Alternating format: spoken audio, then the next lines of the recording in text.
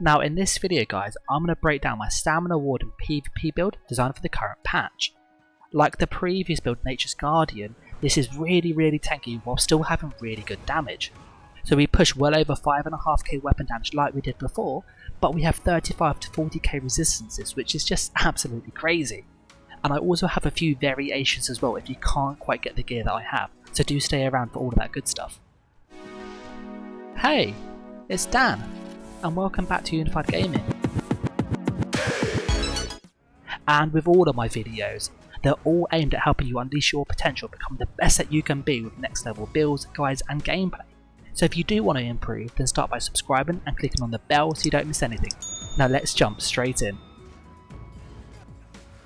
Now the part that's really important is getting the race right, in all honesty, especially in Greymoor. So I'm currently running as a Lord because for me this is just such a good playstyle, especially in medium armor. It just gives you a bit more bulk, which helps you kind of make up if you make a mistake, gives you a bit of more resistance as I said. It also gives you ultimate generation, which is great, and you get health as well, and you can't be snared easily because you've got that immunity to the chilled status effect. So in all honesty, like Nord is really good in Greymoor, and it's really good currently. I then pair my Nord passives and I go and actually use the Serpent Mundus in no CP. So for me, the Serpent Mundus, if you're in like Battlegrounds for example, is really helpful because if you're out of stamina, you are dead. Which, you know, it's going to happen quite often if you're not careful. So for me, obviously I build in a bit of extra regen just in case. And if you find that your max stat balls are a bit too low, what you could do is use the Tower Mundus, and that works absolutely fine. And then when I go into CP Cyrodiil, I change this to the Warrior just for a bit more damage, which also buffs our healing. So again, really nice. We hit like 5.5k weapon damage. With the Warrior it's like 6k, which is more than enough to kill somebody.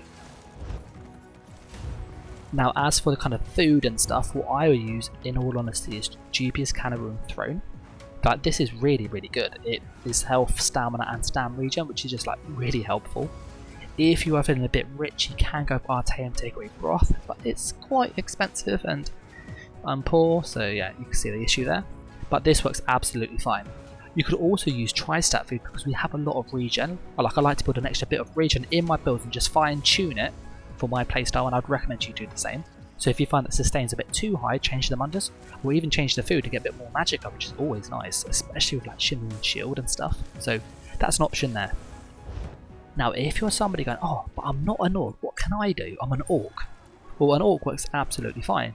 Same with Redguard and Dark Elf too. What you'll notice is that your damage will be higher, but your sustain will be a bit lower, which is, you know, expected, and your defense. But you can obviously fix that by going into your Mundus Stone over here, changing it to obviously Lady for more resistance if you need.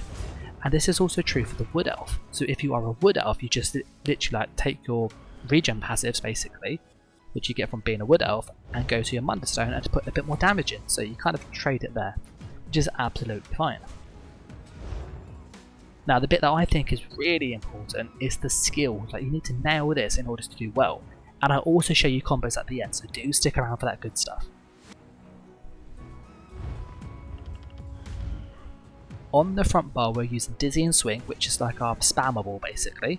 It does loads of damage, it sets people off balance. If we medium we sort of stun them as well, which is just great. We use Subterranean Assault, which is like our big burst ability. It's delayed, it hits really hard. It also applies Major Fracture, giving us more bonus damage because they've got less armor. So just like you can land this with this and you hit really hard. We then have Execution as just like a execute basically. So the idea is that we do Deep Fissure, or Subterranean Assault I call it, Force of Habit, Dizzy and Swing, Medium Weave and Execute, and they're generally dead. Rally is obviously our burst still, so this is how we get kind of that big oh no button if we get really low, which is really nice. We then have Bird of Prey as basically Major Expedition, which we need. We don't use it too often though, but it's just there. But the main thing is that Minor Berserk, we get 8% bonus damage there. In Animal Companions, you also get extra damage down here, so you know, it's just free damage. Why wouldn't you run this skill? You don't even actually have to use it. And then for the ultimate, as you can see, we're using Onslaught, which is just crazy. Like it hits really hard. It ignores armor, so that's at 16.2k there.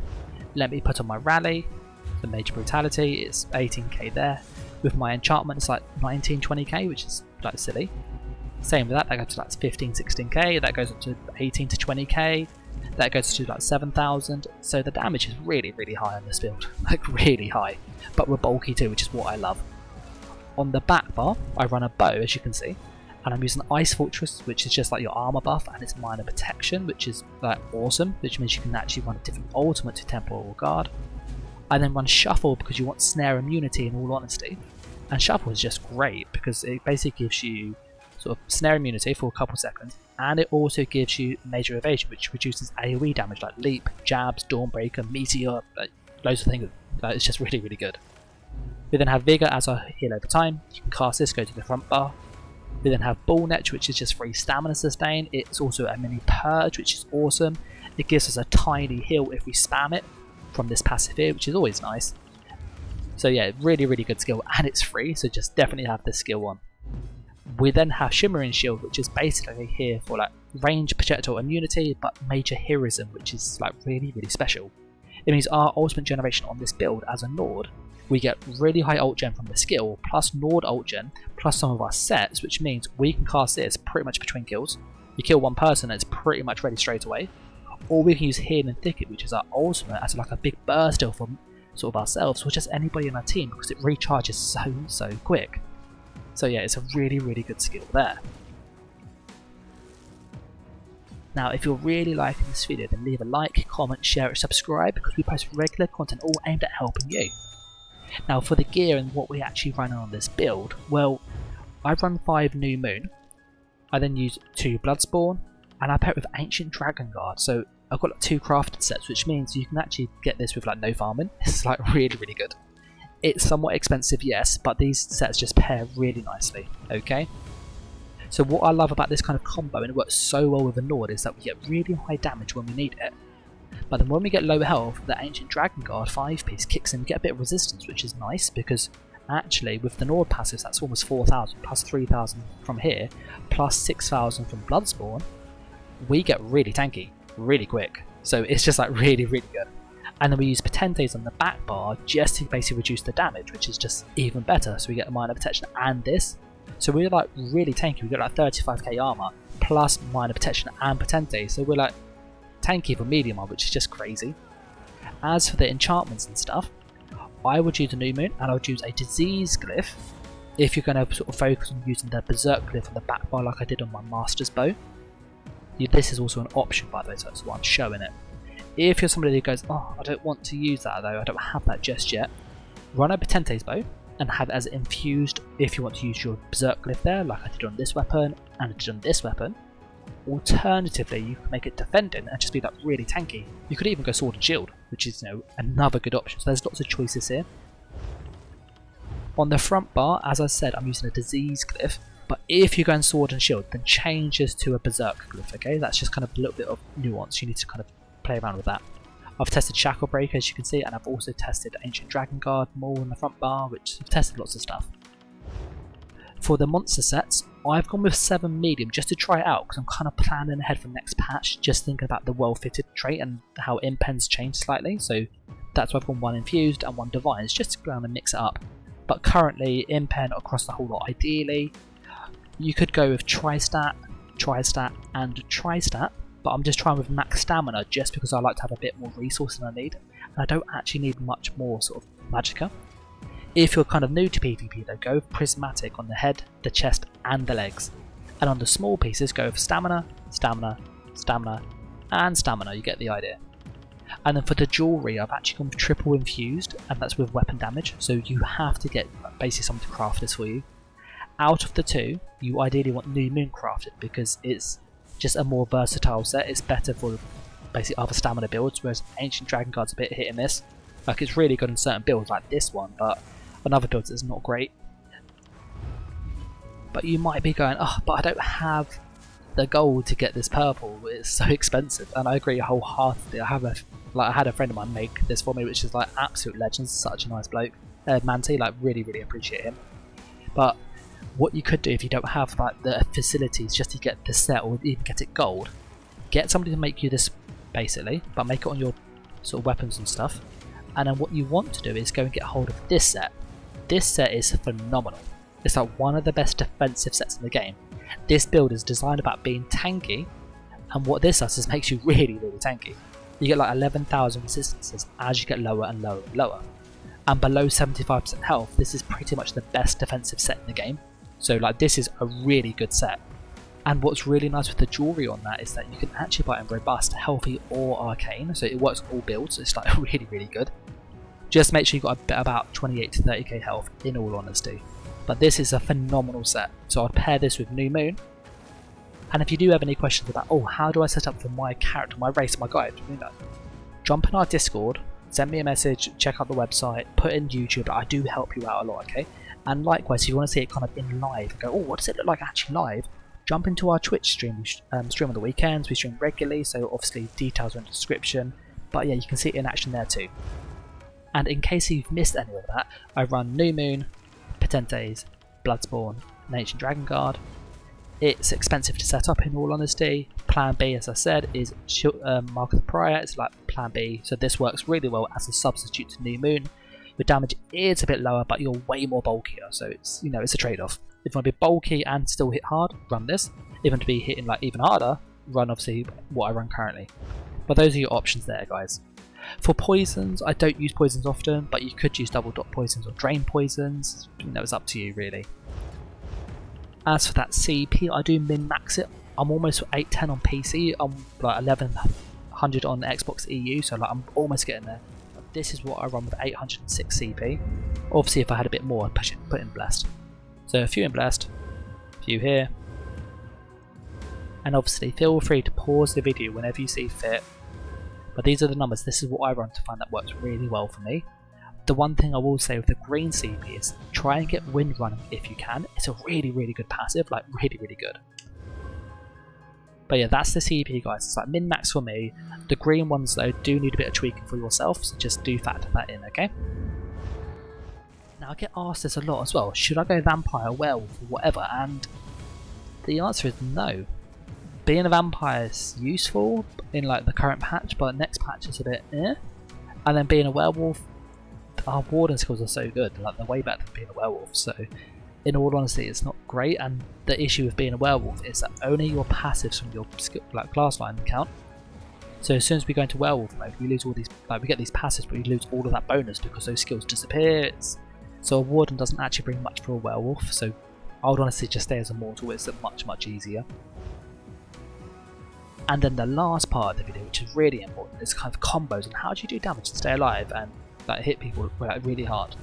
And there's a few things, but basically your main job as a Stamina Warden is to land Subterranean Assault with another skill like Dizzying Swing, and then you want a Medium Weave to stun them and then execute. If you land that correctly, you will one-shot most people. Now there's a bit of a trick to using Dizzying Swing which nobody ever talks about, and I don't know why, but I'm going to share it with you today, okay? So those people stayed around, like you're going to find out this is really helpful. But if you cast Dizzying Swing, as it's doing the animation, you want to hold in the light attack or the heavy attack button. So the idea is that as it's doing it, you start to kind of queue up in the next instruction, which is your Medium Weave.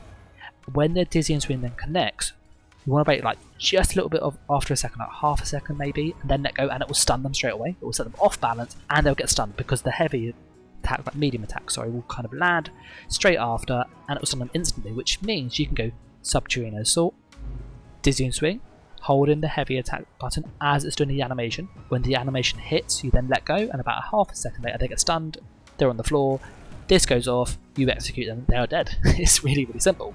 And if they're not dead, just go Dizzying Swing, execute again, they will die. You can also chuck an Onslaught on top of that, so you go Subterranean Assault, Dizzying Swing, Medium Weave. As you're weaving it, you then let go, Onslaught, execute, and they'll die as well, as you see in the footage. Before we continue, I just want to say a massive thank you to all of our Patreons who are like helping fund the channel with obviously just donations and stuff. It's really appreciated. That really helps me work towards my goal of doing this as like a part-time job, so I really sort of thank them. There's obviously a link in the description, but I also want to say thank you to all the people who obviously like the video, share the video, comment on it. That really helps. So like if you want to help me, obviously like, comment, share, consider donating. It's all going to help the channel, help myself make this a reality. So a big thank you to all you guys. As for staying alive, like rally is really, really important. If you forget to keep this up, you will die. It's like your burst still. So if this goes down and you don't put it back on, you are dead. That's pretty much it. Always put it on before a fight. You also have access to Ice Fortress, which is your armor buff, so let's just keep it on. But you've got access to Shimmering Shield, which absorbs projectiles, so when you're fighting a sorcerer, chuck this up, or a Nightblade for example, like a Mag Blade. Really, really helpful. You then have Ball Net, which is another way to stay alive. And what Ball Net does is if you spam it, you proc a passive in Animal Companions, Bond with Nature, that actually heals you for a tiny bit. But by spamming it, you also purge as well, so you get rid of one negative effect. So when I'm fighting like somebody who hits with dots, like a Stamina Dragonite for example, or a Magicka Dragonite, you'll see that I spam this quite a few times just in a row just to get rid of those dots and push Vigor, which is obviously here. So the idea is that in order to kind of stay alive on this build, keep your rally, so when you need that burst so you've got access to it. You then obviously get rid of effects if you can with like Ball Net if it's possible, and heal through it with Vigor, and then you go offensive whilst you're healing with Vigor, Subterranean Train Assault, Dizzying Swing, Execute. And Vigor's 4 seconds, Subterranean Assault is 3 seconds, so you basically got like a 3-second window that if you do it right, you can kind of turn the tide of the battle, especially with a potion. And then for those moments where you go, look, I'm going to die, like this is just, I'm going to die, run Healing Ticket, and that's why I have it on here, it's like a good oh no button. If you're going to die, just use this and you're like golden. So yeah, that's how I stay alive, how I do damage. You've probably noticed also that the video's looking slightly different and I've kind of done some stuff with the channel, and yeah, I'm basically trying to make it easier for you to get the information you need. It will be much cleaner next patch, so do stick around for that. And if you're liking this video so far guys, and obviously do leave a like, comment, share, and like, subscribe, all that stuff really, really helps. And I am going to call the video here though, it's long enough as it is.